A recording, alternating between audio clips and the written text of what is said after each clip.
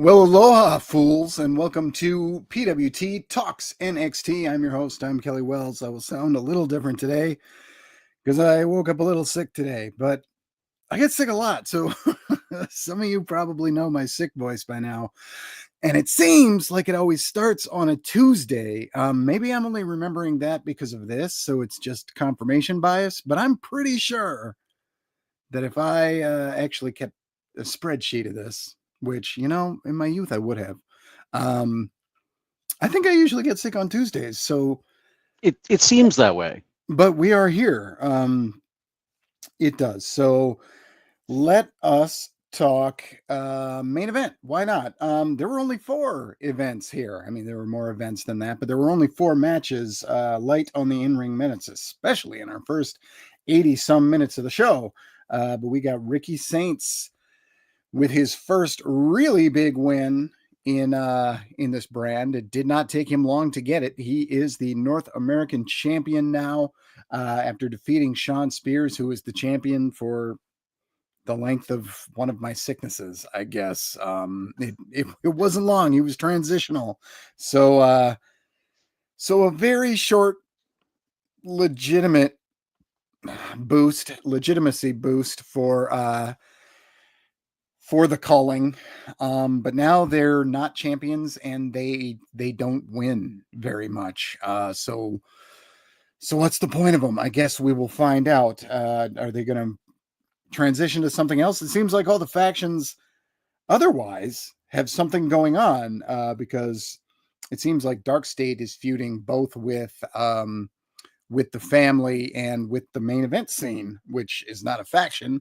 It's just 3 dudes, but yeah, they're feuding with them too. Lucky Dark State, they get to be feuding with everybody. But Ricky Saints, your new champion, and man, oh man, was he just on fire the second half of this match. I just really, really loved what he did.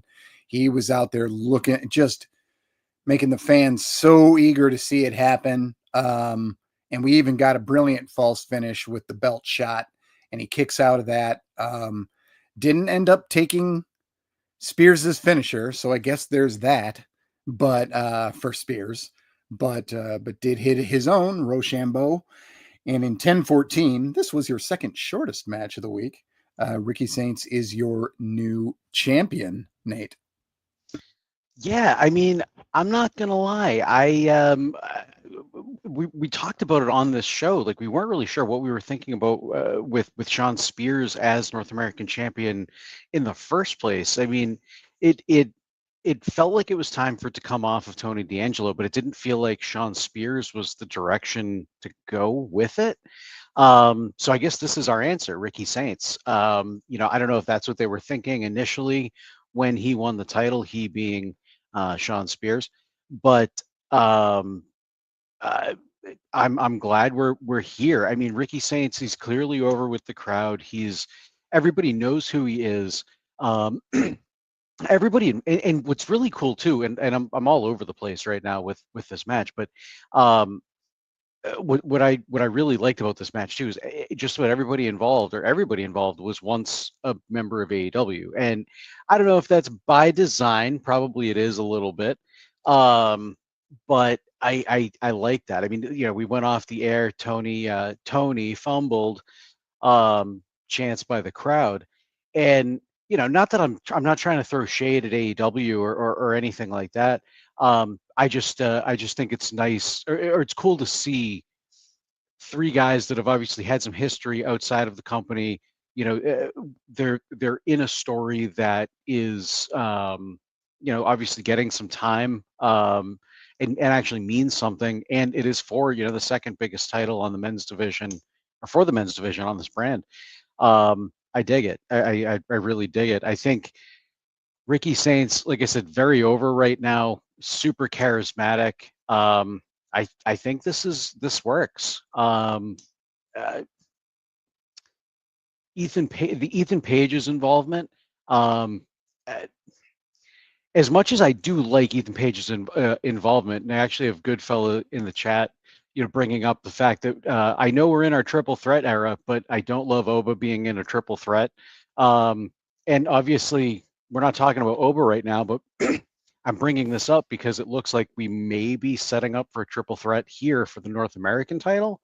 I don't know, but it definitely seems like we're in that kind of era right now. I mean, obviously we've got a triple threat with CM Punk for or CM Punk at WrestleMania. We've just got a lot of triple threats going on right now. It'd be nice to see a singles match for a title. I'd like to see that direction. Yeah, and we will talk about that. We will get there. Spears was awesome too. Goodfella says that's true. Oh, and before that, he said Saints' energy was infectious. Yeah, that's not the. Those aren't the words I used, but they are words that I considered using when I typed this up. Um, definitely really cool stuff there. So yeah, Ethan Page has got to do something. He was the NXT champion, so they've got to do something with him. And if they're not going to move him north, then they might as well have him move to the North American Championship. So I don't think he'll win that. I think he will be a challenger. But yeah, Saints, they don't do transitional champions all that much these days, but they probably realized they wanted Saints to hold that championship, and they didn't want him to beat a babyface to mess up that. Brock Venning, let's see. Four Eyes Malone says Ricky Saints definitely bringing good energy to the scene for NXT. Brock Benningfield saying Saints hulking up, feeding from the energy of all the little Saint-Maniacs. Yeah, he really did. And he had that moment where he was walking the barricade and he kissed his hand and then put it on a sign that said his name, and the two women jumped up and down. So I got my doubts that was.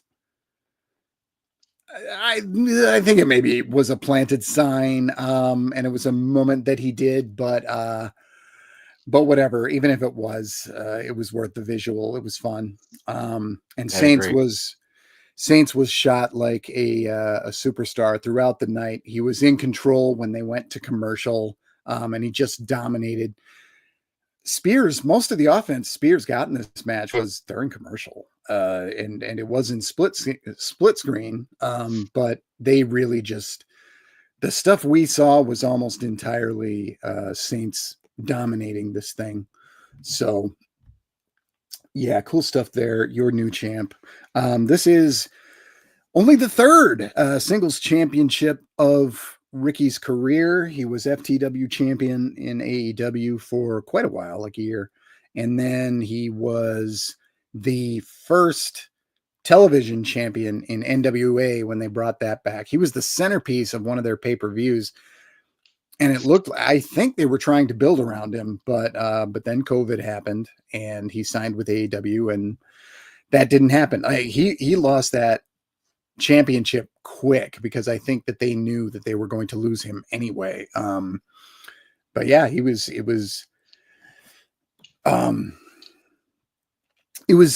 brief. So he's never been the champion of any. I mean, even in NWA, he didn't win the top championship. He's never won the top championship anywhere. So I don't know if we're going to see him do that, but that didn't happen.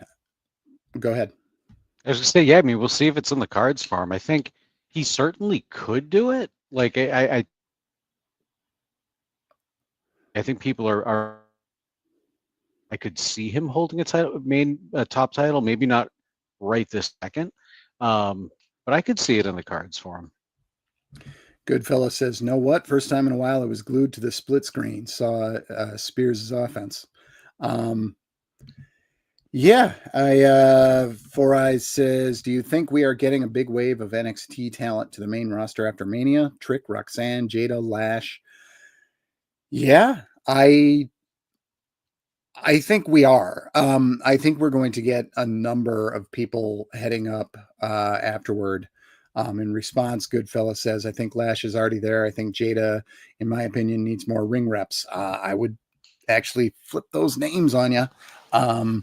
I think Lash is pretty good. I think she's a good power wrestler and can be in her final form. But I think Jada is much more well-rounded as a wrestler.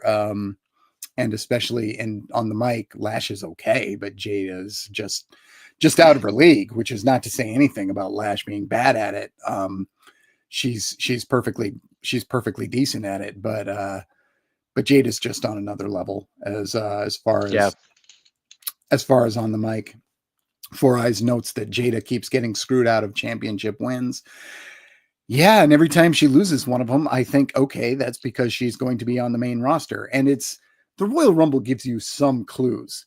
There were only a small amount of women from NXT that were in the Royal Rumble, and Jada was one of them. And even though she didn't get a long time in there, she's clearly somebody they have earmarked to go up soon. So yes, soon Nate and I will make our yearly picks on who we think will go to the main roster, and we will be wrong about everything. You know what? We were wrong all the time in the Vince era. It might actually be more. There might be more synergy happening here. Oh no, you're not allowed to use corporate buzzwords outside of Triple H and HBK era. Goodfella says, oh wait, this is Four Eyes. I wanted to use Four Eyes Malone's comment here. Roxanne losing today obviously is a sign she's gone. Yeah, I keep thinking she's gone already, and I'm surprised when she walks onto the screen. Well, her and Lash, because I mean, Meta Girls have been up on the main roster many times now, so yeah, I think we are gonna probably see quite a few. We're gonna have to, you know what, we're gonna have to write down our names. We're gonna bring it up in another episode. And Brock Benningfield hits us with, when OTM came on the scene, I was impressed and saw a future for them. It's funny how Parker has surpassed them. I see a future for them too, but I think she surpassed them during the moment where she joined the group and said, I'm the missing piece. I was just like, yep, she's it. She is it. She was, as the second she joined OTM, she was my favorite member of OTM. You've seen Jada in person, right? When you went to NXT? Yep, I saw her in the match with Lola Vice, but that was so remember, I was in the 9th row, but it was floor seating, and that match was an underground match. So there's no ropes, right. So they were all wrestling on the mat. So we saw almost none of it. In fact, when the roll up happened and the pin happened, we didn't know who won until they announced it. We just knew the match was over. That's no good. Now, the reason I asked is, like, I've seen her live as well. I mean, I've we're kind of comparing Lash and she and Lash right now, and nothing against Lash or whatever, but just Jada's presence. When there went to a commercial break, Jada was playing with the crowd. The crowd was shouting at her, and she started shouting back, but what she was saying was just, and again, I don't remember what it was. I really wish I remember exactly what she said, but she was able to play with the crowd in a way that I only saw from one other person the entire night. Oddly enough, Luca Crucifino. Both of them played with the crowd amazingly, and I think that I think that kind of just plays into how ready they are for the main roster, just to kind of play off the cuff like that. Not just in their in-ring skills obviously are very good, but they know who they are as a character enough to be able to just off the cuff come out with some sort of a whip back at or quip rather back at somebody out in the crowd. Crucifino has been playing too much with the sun. That guy looked like a tomato today. Yeah, he did a little bit. It's really bad. Yeah, I think you're hitting the what do they call that thing? The tanning booth. I've never been in one. Me either. Maybe that's clear from my milky white skin, but okay. So yeah, and Four Eyes says, I see people trying to say she's too similar to Bianca, but that's just ignorance. Yeah, it is. There are strong differences between these two. in presentation, in attitude. But certain people are going to see what they want to see and what they already believe they're going to see. And what's in front of them won't matter because they've already made up their mind. And to hell with those guys. Okay, so Stephanie Vaquer had to relinquish her championship. Well, I started talking about it, so I guess Trick, Javon, and Oba are next. I didn't look at that because that one didn't result in a match. So she's going to have to relinquish her championship because they didn't want to have two champions. So they had their cake, they ate it too. They made the big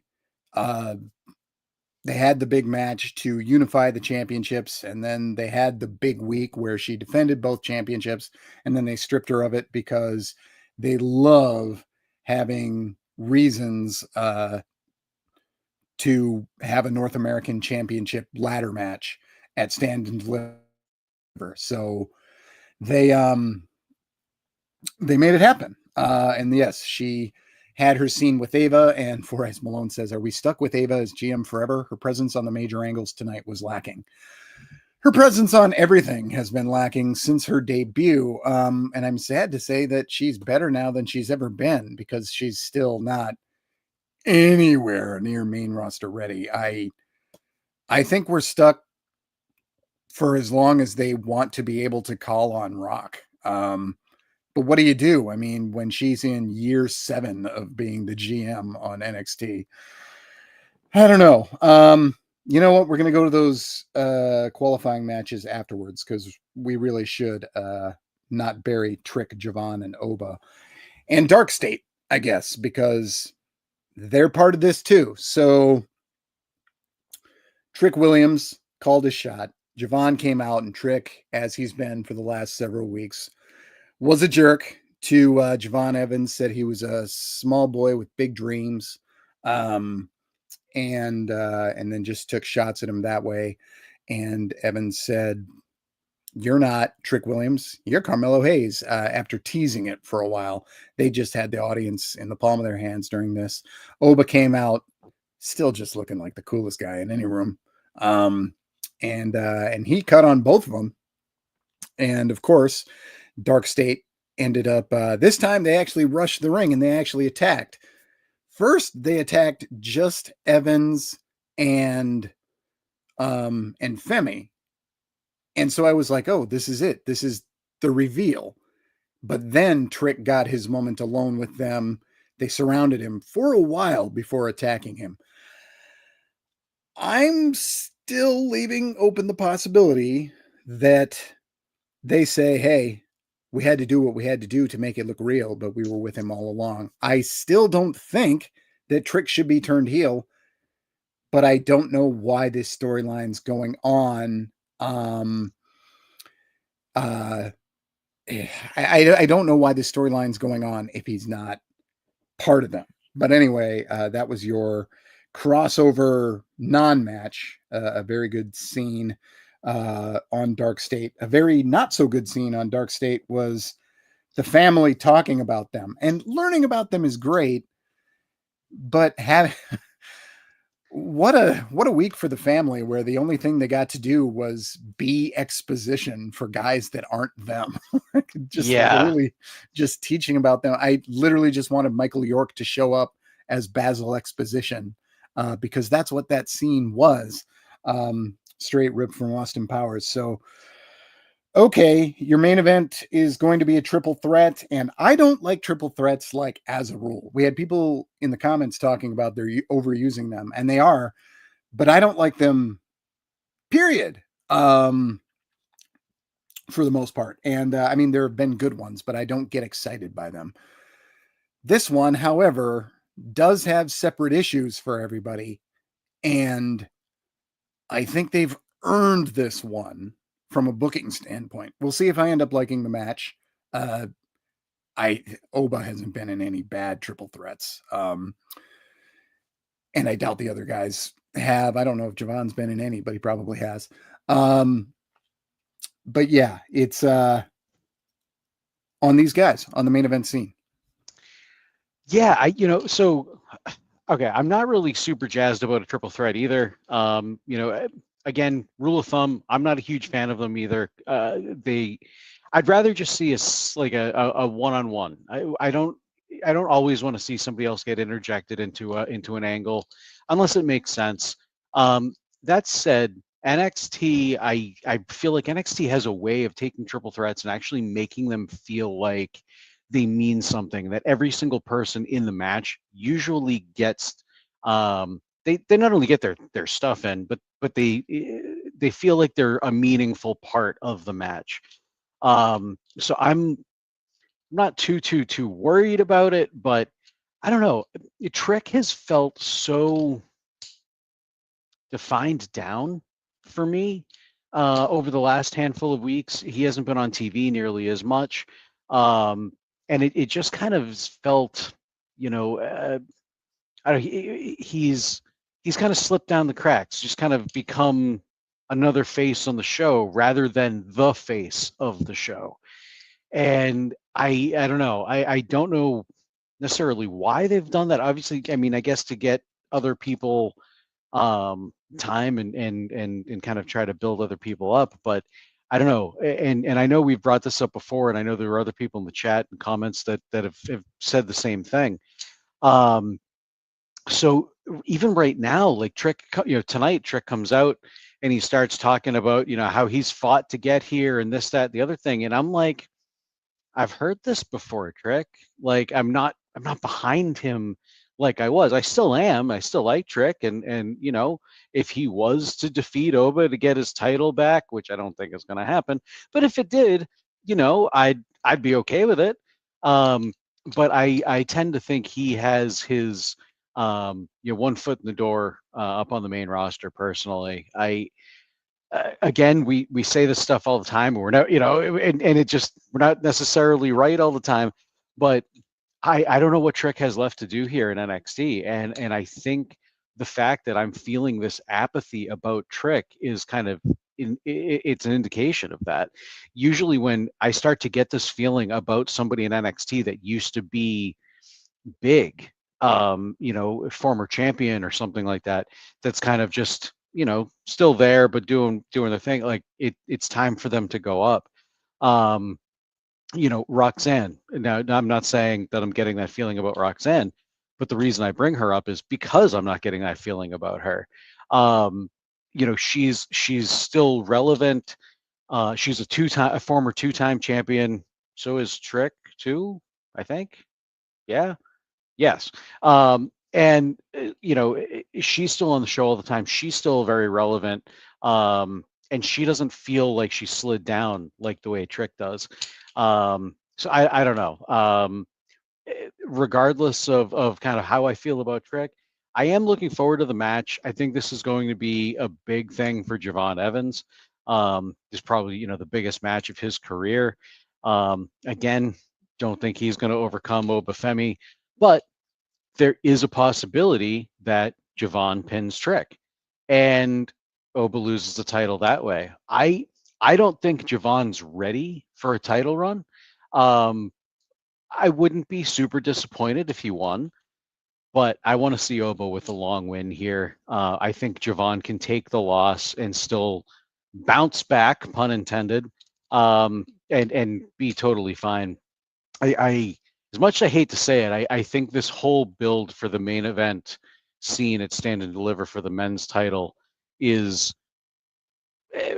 as good as it may or may not be. It's still going to lead to Obafemi um, walking away champion. I'm giving that like a 70% chance of happening. The whole involvement with the Dark State, I don't disagree with you that it could potentially be or Trick Williams could have some sort of involvement with it. We've talked about it, and it seems like it could fit. But there's always just a possibility too that they're just trying to build four new guys, and they're like, all right, let's inject you into a couple big angles right now. So, you know, yeah, we'll see. We'll see. I don't dislike it. Um, this actually also kind of goes into what you were talking about with the family, when the family was kind of sitting around the table and talking about each member of Dark, or no, Dark. That's AEW. What is it? Dark what? Dark State. Dark State. Thank you. They're And all it's sitting one around. word apparently. I was just looking up other stuff, and I saw that it's one word. So I typed it wrong Okay. for a couple of weeks, but nailed it this week. Hey, all right. Sounds good. Um, but I didn't. Okay, I didn't hate that whole angle with that whole scene with them sitting around the table discussing, everybody with Dark State. I didn't love it, but I the family is known for those type of segments. I mean, that's kind of part of their shtick, so I was okay with it. And I also really liked the fact that in that scene they had a whole bunch of lackeys, because I've said so many times, how can you have a mob boss, or how can you have a mob and be a mafia, be a mob leader, but only have an underboss, a consigliere, and your hype woman. I don't know if they've given her a title yet. Um, so they had a whole bunch of like lackeys and stuff, and so I did like that, because it kind of showed, kind of subconsciously, that the family has more power, more strength than we might have given them in the past. That's why I wanted to see just random people in the background, and just kind of being, their faceless, nameless, numbers in their mob, in their mafia, in their family. 'Cause like I said, it just kind of shows that strength. So I like that. Um, and I think that's it. I think I hit all the things I wanted to talk about. So there we go. Yeah. So I don't know. For I said I don't see where there's any cool storyline for Dark State.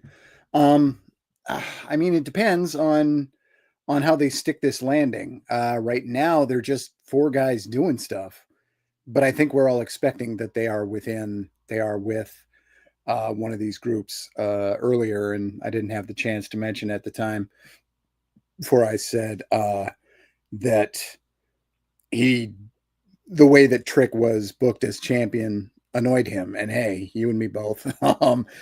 It seems like they're really good at writing Trick the challenger, and then when it comes time for Trick to be champion, they put him so far in the background. It's like they clearly didn't know what to do with him as a challenger. Um, I don't know why they did what they did. So yeah, it just seemed like everything was perfect up until the moment he won his first championship, and then they just like they revealed his real life relationship with Lash Legend just for the sake of like 2-3 weeks storyline, and then they have to like pretend they never brought it up now. I'm not a fan of them bringing up real life relationships because first of all, they're not married, and there's no guarantee that they're going to be together in a Did couple they of actually months. bring it up, or do they just dance around it? They more or less brought it up. Um, Okay, I couldn't remember. yeah, they danced around it a minute, and then they just made it clear. CJ LaChapelle said, "Why did they drop the Roxanne versus Bailey storyline?" I don't know. I don't know if they decided that it was too much too soon for Roxanne after a couple of matches. But Roxanne was killing it basically in everything. So I have no idea why um why they Yeah, I don't why know. they did what they did. So yeah, I'm sorry I got to reading other messages. I shouldn't do that. Okay, so yeah, apparently Roxanne, I don't know where Roxanne is right now. I don't know what brand she's supposed to be on, but every time she shows up, I'm like, "Oh, she's here." Uh I, but she still is. So there you go. Okay, let's talk about the two matches leading to yet another stand and deliver ladder match for a North American Championship. Zarya versus Lash Legend was your opener tonight at 11:46. It was longer than Saints versus Spears. This was a hard-hitting power match with a lot of reversals and a lot of momentum changes, and I thought they worked kind of a cool old school Hoss match. Zarya did win this one, and Lash may or may not have one foot in the main in in the main roster. So I don't know. Zarya was the first one to get to the ladder match, and I guess Lash could be in a. So usually they'll have 5 matches, and then they'll have like a last chance 5-way. I Yeah. don't know if they do that. I wouldn't be shocked if Lash went, but I was thinking the exact same thing. Um, but yeah, that's one thing I think could happen. And your second match was Kalani Jordan defeating Roxanne Perez in the Iron Man match of the night, 14:37. Not a lot of matches go that long on NXT these days, but these two had 2 commercial breaks. Just really, really good stuff between Jordan and Perez, which, I mean, duh, because they both have had Yeah. nothing but good matches for kind of a while now. But Jordan's just adding so much color to her matches now. She used to be just a pretty girl who could work, but then was really bland, and now she's bringing so much attitude to the matches. I just love, love, love her right now. So, and then of course Roxy found herself with the heel act. We have talked that to death, but Roxy does another job on her way out of the territory, and the only thing that keeps me from thinking they'll have a last chance match is Roxanne really here? I don't know. But at any rate, Zarya and Kalani both in that match. Zaruka had a scene later where Sol Ruka named them Ruka. But yeah, they had a scene with Kalani, just a little bit of early hype for the ladder match. So all we know about next week is somebody said that they have a qualifying match next week. Dang it, I've forgotten who it is. Oh God, me too. Mm-hmm. And it was one of those things. If you didn't say it, I probably could have told you. But I don't remember. Oh, I'm who the looking. hell else talked? I don't even know. Oh, it was Ruka herself. Oh, Okay, right. so It yeah, was. Ruka in that very scene we were just talking about was Yes. Ruka. So she didn't say who she was against or anything, but I would suggest to you that this is a match that Sol Ruka should be in. But you don't want to make it look too much like last year's match, and they've already started doing that with Kalani being in there 2 years in a row. But Kalani did win it last year, and I guess the question will be, can she go back to back like Edge did, Edge and Christian? So there you go. 2 women's qualifiers. Very different matches, but both of them pretty dang good. Yeah. No, I'll start with Kalani and Perez because I don't have as much to talk about here, and not that there's not anything to talk about. I don't know what more there is to really say. That that they're both fantastic competitors, and I think this was a great match. Like you said, Kalani, all of the things that she's been adding to her character lately has been great. I'm really looking to see if they wind up fully flipping her heel. I don't think so, but we've talked about it for a while, or just kind of injecting this more kind of confidence, more badass into her character. I think it really stands out. Um, you know, with her being Roxanne's loss here, I'm it could certainly call for a main roster call up here. As you were talking, because you were saying, like, I'm not sure where she actually falls right now, if she's on the main roster or not. According to WWE.com, she's still listed internally as NXT. So, or when I say listed internally, she's listed on their website, on their um, uh, uh, um, superstar page. Jesus. All right. God, my dog, he's whining really bad to go outside. Um, but she's listed as NXT, not SmackDown or Raw. Um, but I think this could potentially be a call up for her.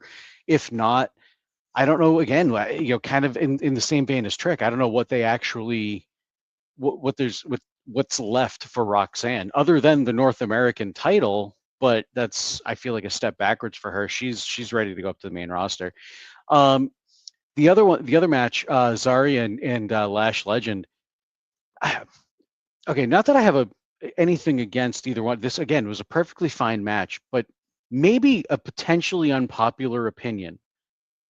Every time I watch Zarya, I'm I don't know if I don't want to say I'm not impressed, because she's certainly impressive, but she doesn't impress, like, I'm not into her as much as I feel like I should be. And I don't know if it's just sometimes like, small little mistimings or whatever, or if it's her presentation. I can't put my finger on it, but I want to get behind her. She feels like she's a character that I would just generally draw, be gravitated towards. I kind of like Whatever your those. issue, I have the same thing, and I can't say Okay, cool. exactly what it is. It's just like she's powerful, but not like, oh my god, powerful. And Yeah, she's solid, but not just like eye-poppingly smooth or anything like that. she's got She's a just fantastic look and presentation. she's nice at all the things she does. I don't know. Yeah, yeah, and maybe that's what it is, and maybe it's just because she's good. She's good at everything, but not great at everything. Like tonight, the dual kip up. Lash did one first, and then she tried to do one, and she slipped and fell, and whatever, it happens. She tried to save it, but you could tell when she saved it, she stood up and like did this pose. And I think that was the plan, was they were probably both supposed to kip up and pose, but it just looked awkward. Like, I feel like she could have improvised a little bit more. It didn't seem right. Didn't look right to me. Um, and that's just a small, little, tiny, nitpicky example. I'm trying to think of another one, um, but yeah, and I don't know. I really see. I like her. I like the presentation. I like her wrestling for the most part. Um, but man, there's just something I can't seem to get behind, or get on board with her right now. Um, Lash Legend, on the other hand, complete opposite. I'm 100% on the Lash Legend train right now. She is a performer. Like I said, I've seen her live at this point, and she was able to control the crowd, and kind of had them, in the palm of her hand. Her and Jakara Jackson both, honestly. They've already been toying with the main roster. So, like you said, there might be, a last chance type of a match here. There may not be, I don't know. But if there is, I could certainly see Lash Legend being one of the people in that match to be the sixth person, or fifth person. I don't know, whatever the last person is in the ladder match at Stand Deliver. Brock Penningfield says still don't like the soul pairing. Yeah, I love a good odd couple. The problem is Zarya was not established for long enough for this to feel like an odd couple. Like Zarya was only established for a couple of months, and then she was in this thing.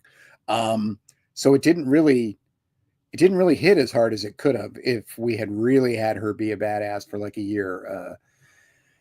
But I guess they wanted to do that. Good Phyllis says the PC just producing crazy talents. Been watching Evolve. Wrestling is loaded. See who wants it. I've been watching Evolve too, and the wrestling is loaded. These guys on the mic, oh my god, it's rough. Like yeah, Swipe Right was on the show this week, and when I saw them on the screen, I was like, "What are they doing? yeah. Putting these guys in front of live mics?" Because the dark-haired guy isn't great, the blonde-haired guy is atrocious. Um, So and they've had a couple of talk segments on Evolve, and I was like, "These guys are awful. Like they're so bad, and they're still not the worst ones. It's crazy how bad some of them are on the mic." so I haven't actually seen them in Evolve yet. I mean, I guess I could just sign up for a Tubi account and watch it. But Or not sign up because Tubi is free. I know it's free, but I'm assuming you need a login or something. I don't know. I've never I used it. don't remember. Maybe. Um, but I'm very familiar with Ricky Smokes.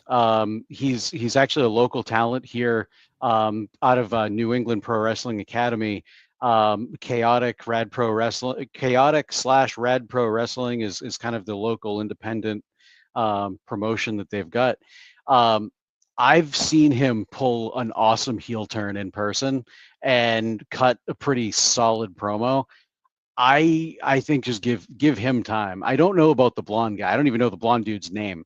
But Ricky Smokes, he's actually really good. He's one of the few people that I would be that you'd watch during a Rad Pro Wrestling event or a chaotic. Well, yeah, either one really.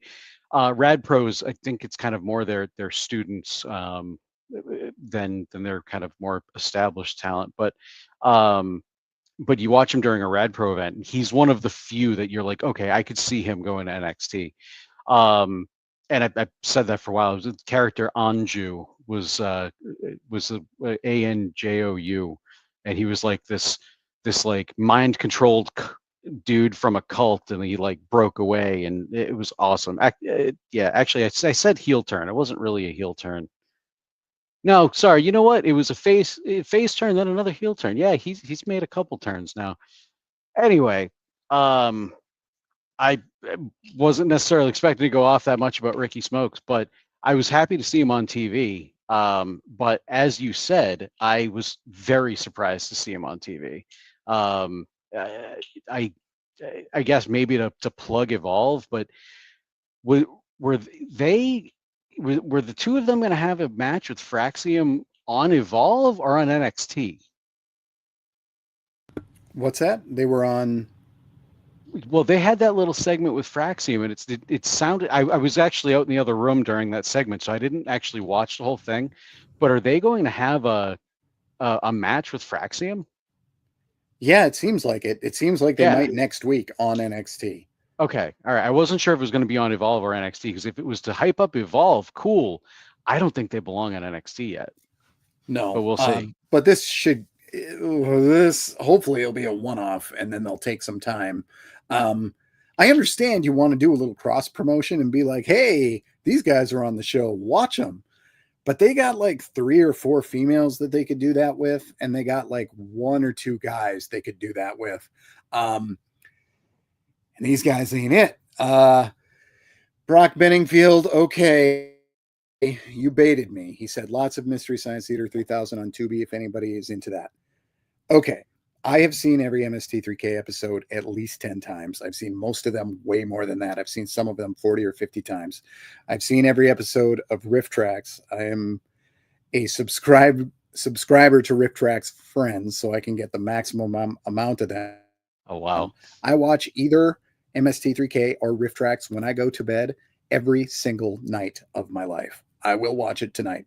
I have been doing this for years. I've met everybody involved with both shows. I am casually friends with one of them.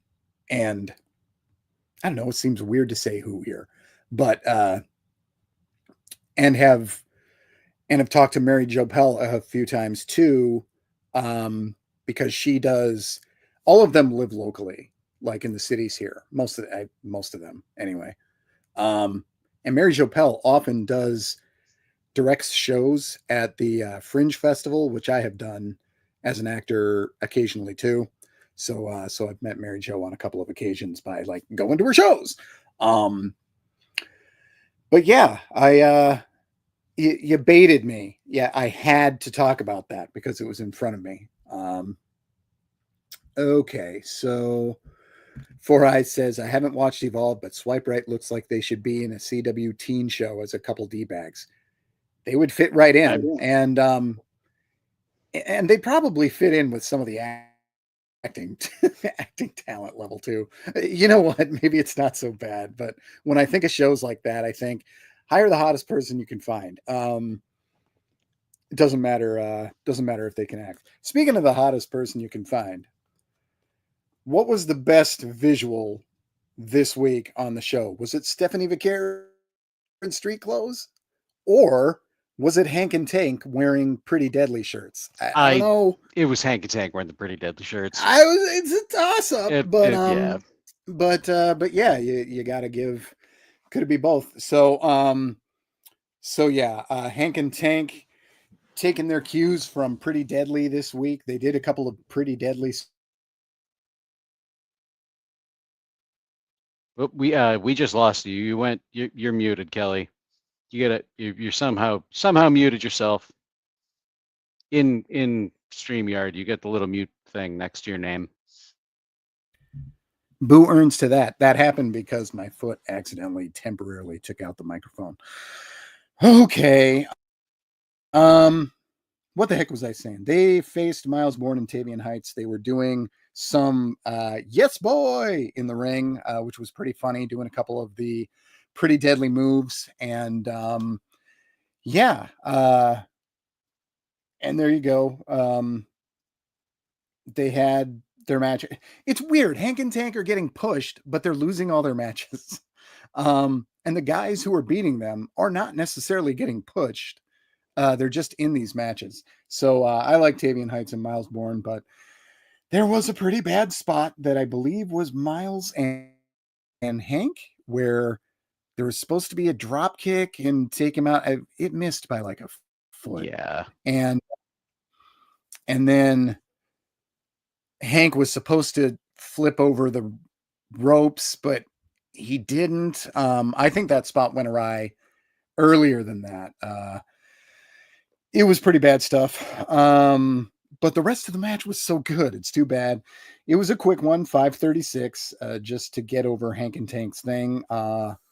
Pretty Deadly. Thanks for showing up. It seems like they didn't go out in front of the crowd, that they were just there to do a backstage segment. Very strange, but whatever.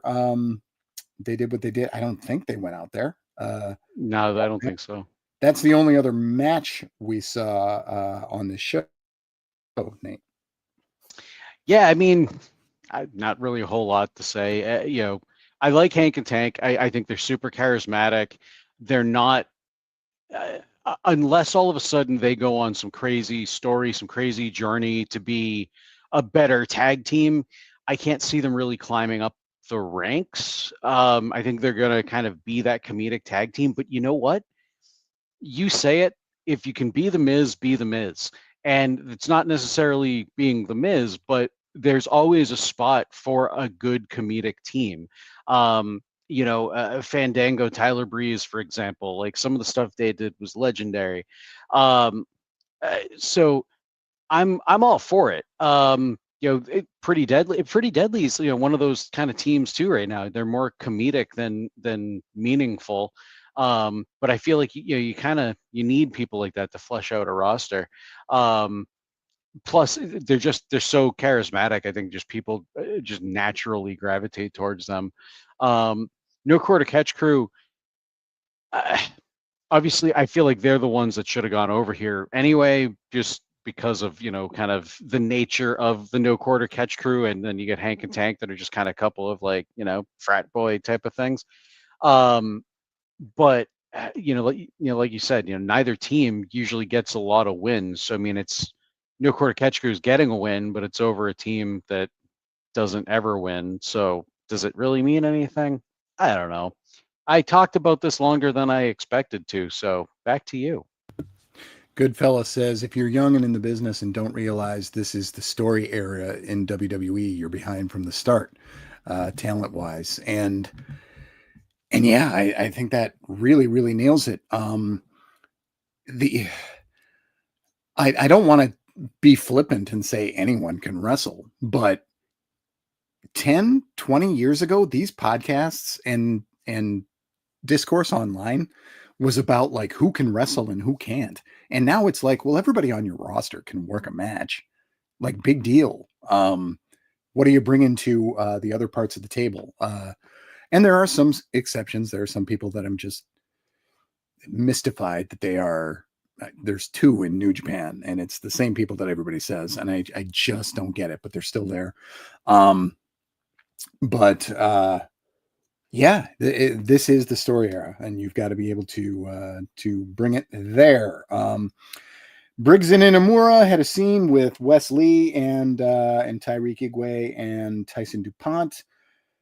I thought that was going to result in a match this week, but apparently maybe it's next week. The Calling had their sit down thing, but I don't know. Will the Calling even get any TV time now that Sean Spears has lost.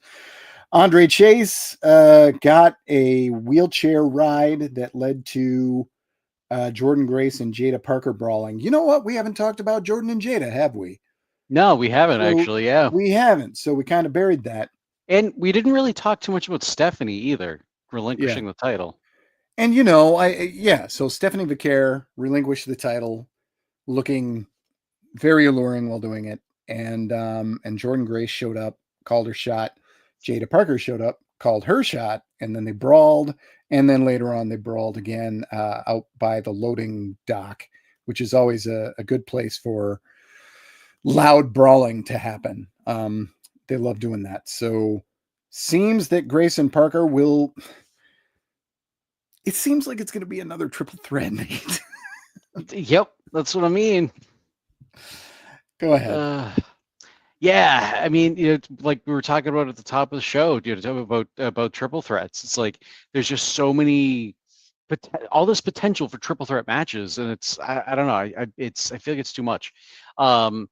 Regardless, I love Jordan Grace, I love Jada Parker, but okay, let me stop. I'm going to stop and I'm going to start at the beginning of this segment because I've got thoughts.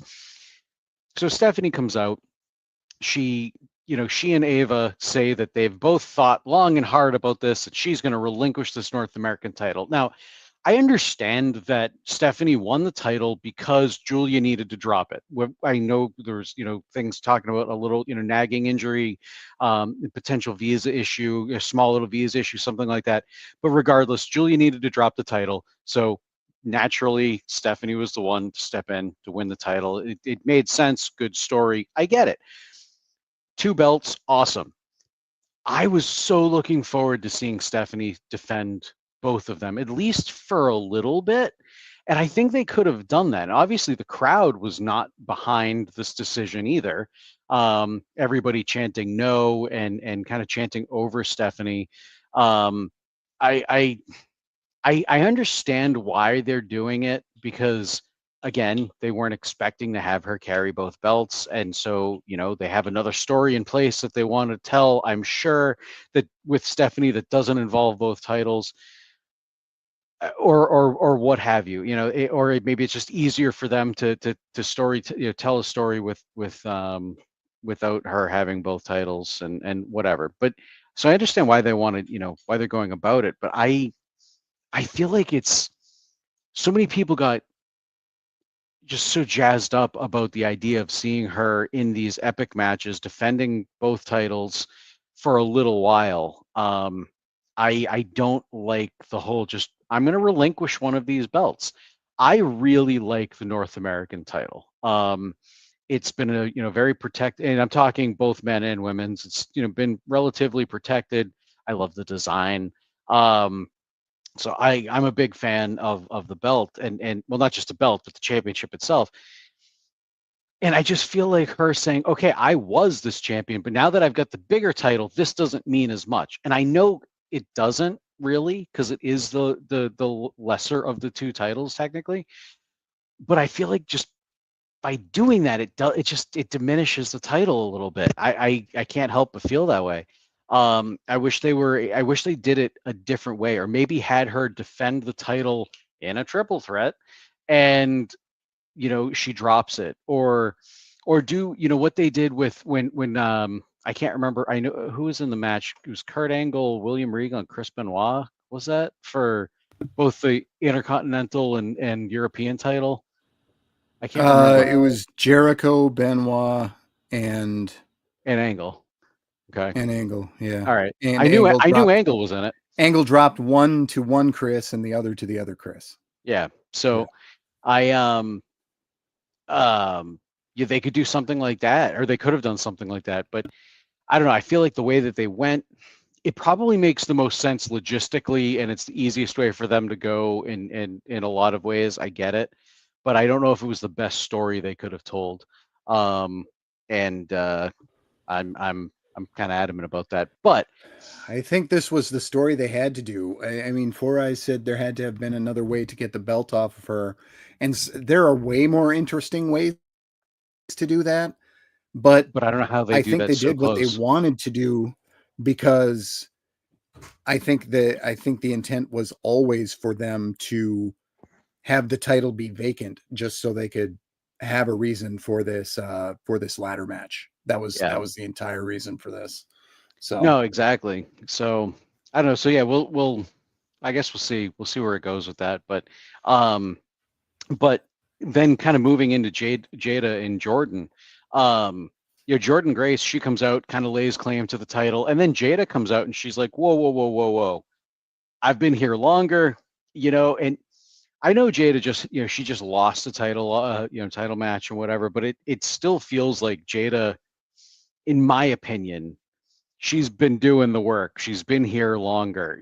Jordan just comes in, former TNA champion, um, and just like, sidesteps her and is like, no, I want the title. As much as I love Jordan Grace, and I think she should do that, and she has every right to do that. I could understand why Jada would be upset about it. Um, so I could certainly see Jada's point. And I'm pointing that out because it's like, I love it when you can actually understand why a heel is upset, and you can and it's relatable. And it's not like Jordan's necessarily doing anything wrong, but you can understand why Jada doesn't like it. Um, Again, I wish this wasn't going to potentially, to lead into a triple threat, and it may not. I mean, we may see a match between Jada and Jordan next week, or something like that, and then the winner of that match goes on to face Stephanie at Stand and Deliver. But I don't know. The way that it seems right now it's potentially looking like we're going to have a hell of a lot of triple threats WrestleMania weekend. Brock says maybe have Stephanie put up a bit of a protest of relinquishing the title. And I think that's kind of what they were trying to do in the one scene. I think they just tried to do a lot really quick. So her way of pushing back was to say, on one condition, and that's that I get to choose my opponent. And then Four Eyes says, and what happened to Lola Vice? She was in the backstage segment, but they pushed her down a peg. I'd say she needed that. I don't know that she was ready for the push she was getting, and certainly not with so much talent showing up. People have been de-emphasized. I mean, you got Nikita Lyons hasn't said anything on this show in like 2 months. Shh, don't say that too loud. They I might hear know, you. and she was in a storyline with Carmen Petrovich, and then they just said, you know what, no, and they put the brakes on, and now she's just in scenes, either sitting silently or just talking while everybody else is talking. I think it is a marvel that she is still drawing a paycheck from this company, but yeah, they really have finally put their money where their mouth is, and if somebody's needs to be pulled back, then they should be pulled back. Four Eyes says Nikita. I didn't mean to say Nishida, which is really close. But he says It's Nikita fine. shouldn't say anything. You will get no argument from me. I have said that since her first appearance. And so there you go. Stevie Turner, Rob Stone, they're still a thing. Rob returns to the show after he got beat up by Dark State a few weeks ago. Rob still, for those not in the know, not watching Evolve, he is one half of the Evolve Announce team with Peter Rosenberg. So it's those two guys who call the show. But yeah, they are that. Sorry, It's I was thrown by Stevie's. good. I was thrown by Goodfella saying I like Nikita, but her character needs an overhaul. I cannot think of a single thing to like about her. She's so bad at every aspect of wrestling. Yeah, Ava, Stevie, and Rob. Yeah, they made this was a scene that created a 6-man for next week with Dark Scent, Dark State. What the heck? Dark I'm Scent. drinking Gatorade. That is all I'm drinking. Wow.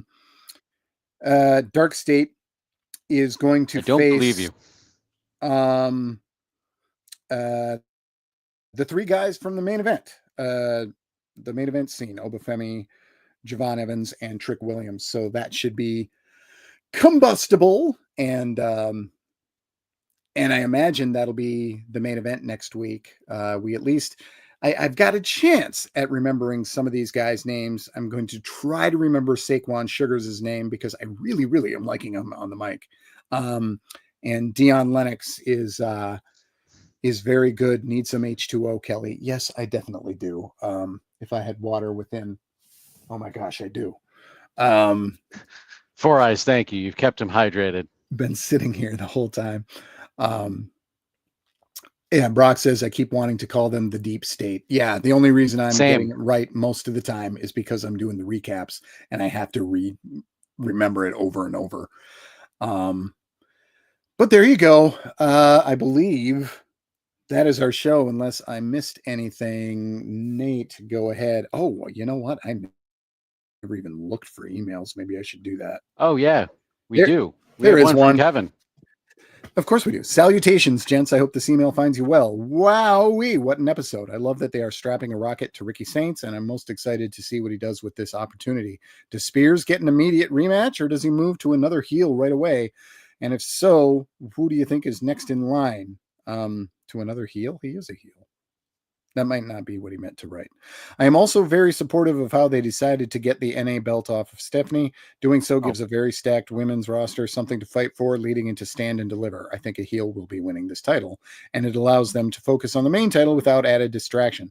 I am very excited at the prospect of a Grace versus Vaquera main event at Stand and Deliver. What do you all think? If it's just one of them, it will be Grace because Jada got her one-on-one. I'm still leaning triple threat, but if it's just one, it will be Jordan Grace. But if that happens, I hope they got something lined up for Jada because love her. Lastly, let's give it up for Pretty Deadly getting some TV time. Yes, mate. Thanks as always. Go VIP and listen to 8YB. Office hours are now over. The professor, Kevin P. Catani, PhD. Yeah, we kind of talked over all that stuff. So with when he says, does Spears get an immediate rematch or does he move to another heel right away? I think he means does the Saints move to another heel right away? Oh, okay. Well, we got our answer in the main event. Yeah, right afterwards with Paige. Yeah, he's moving to Ethan Page right away. And we didn't really think to mention him. For I says Ethan Page going lower to the NA title is kind of weird. Yes, but there's only so much room in the main event scene, and I dare say all three guys that are there very much should be there, and the story they're telling is very interesting with those three guys. So the only other option is to be in things that are not for championships. This is not Vince McMahon's company where low-level guys hold championships. I don't think it's a bad thing to be going for a secondary championship in this particular environment. These secondary championships are being protected by being given to higher level talents for the most part. I mean, they're doing what they're doing with Chelsea Green, which is weird because she's just a comedy character, but whatever. But yeah, I don't know. Maybe this is just one more loss for Page to give somebody else a boost on his way up because Page, I don't know. They haven't really changed him in any way. Like he's really just learning production. He could go up basically anytime. And there they go. CJ really saying Bailey should not be going for a mid-card championship. I don't think it is a mid-card championship. I think it's an upper-card championship. Intercontinental championships are not what they used to be. Major guys are going for these championships. So I don't know. Nate, is there anything I missed? No, I don't think so. Nothing I could think of. I think we're good. One last one from Four Eyes says, I don't want to make wrestling about race, but NXT having so many black superstars on top is really inspiring. It is really cool because there was kind of an exodus of them on the main roster, and it just seemed like, and people called this out, that things weren't happening on the main roster. And I, as an NXT completist, was saying, but wait, because we've got a lot of really good black talent coming up from NXT, and some of the best stuff in Evolve too, being done by black wrestlers. So very cool stuff there too. That is that, I believe, is our show. I'm Kelly Wells. You can find me on Blue Sky at Other Kelly Wells. Nate, you can check the things I do out at NateLindberg.com. all right, cheers, and we will see you in 7. Peace.